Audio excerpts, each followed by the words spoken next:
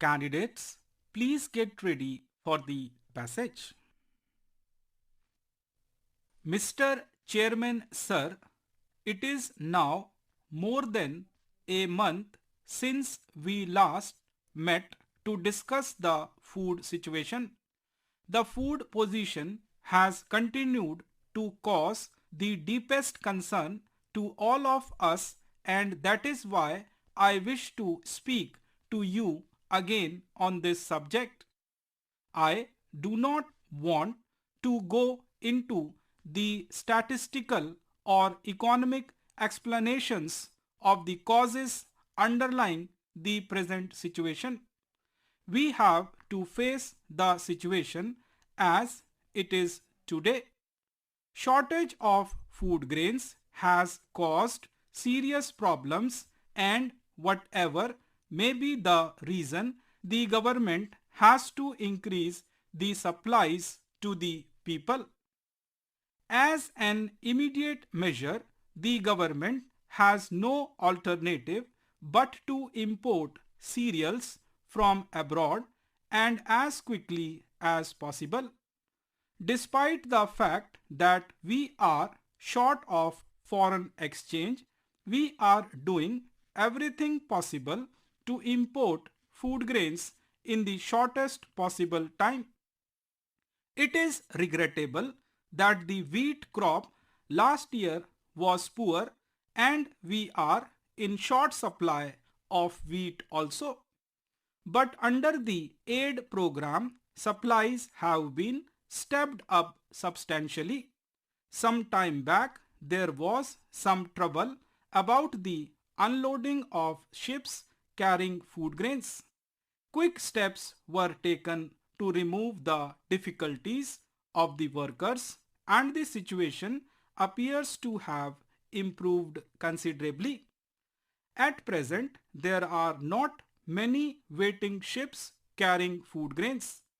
I would like to appeal to everyone working in the ports to remember that food grains are vital for the community, and the workers should not in any way become responsible for aggravating the present complicated situation.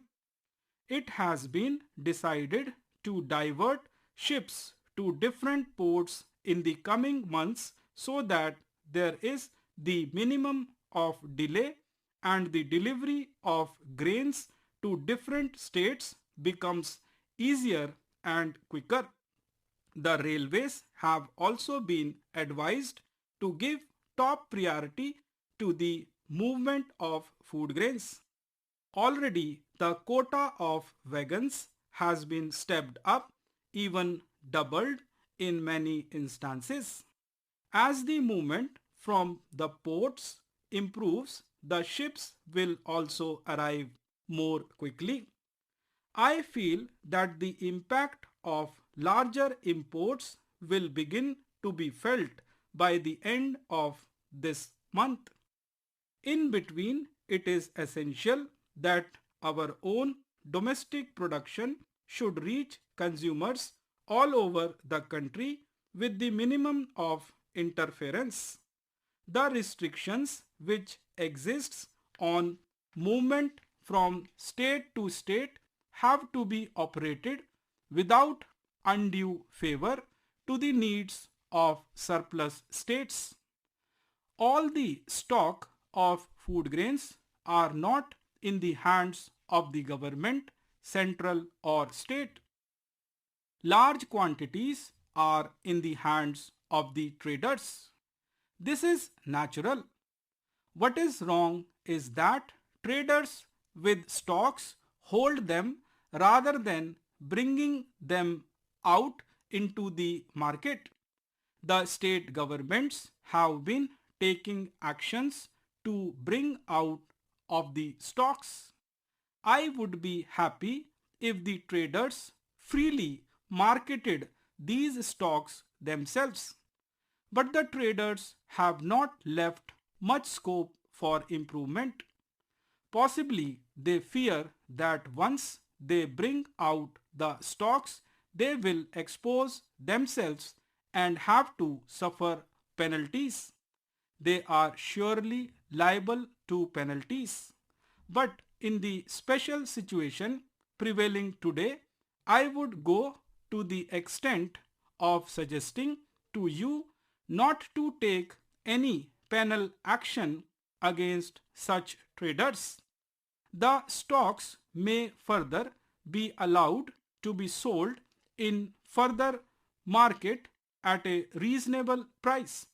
However, after the lapse of the period of grace, firm measures will have to be taken as has already been done in some places.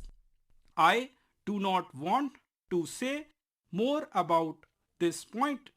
More than enough has already been said, and it is now time to let firm action speak for itself. I can only express the hope that the private traders will respond to my appeal and will conduct itself in such a way that the firm action do not become necessary. Sir, of course, the big cities are facing major problems. But in some of the states, shortage and the scarcity have affected the rural areas also, and there has been a lot of suffering on that account. I think that the bigger cities like Kolkata, Mumbai, Chennai and Delhi will have to be dealt with in a special way. If it becomes essential, we should be prepared to introduce rationing in these cities. We must have the necessary machinery, at least in the larger cities, so that whenever the need arises, it could be brought into action at short notice.